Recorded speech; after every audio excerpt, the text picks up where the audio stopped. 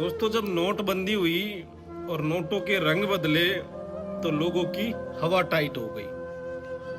तो सोचो, अगर माँ बाप के बच्चे बदल जाए, माँ बाप की औलाद बदल जाए, अपना रंग बदल दे, वो अपनी औकात दिखा दे, तो उन पे क्या बीतती होगी। और वही बच्चे जिनके लिए अपने माँ बाप अपना रंग बदल देते हैं, दिन में, धूप में, गरीबी में कैसे कैसे काम करते हैं, उन्हें पढ़ाते हैं, और फाइनली क्या होता है, बच्चे उनको छोड़ देते हैं, सेपरेट हो जाते हैं, एक घर में चार चार चूल्हे जला लेते हैं।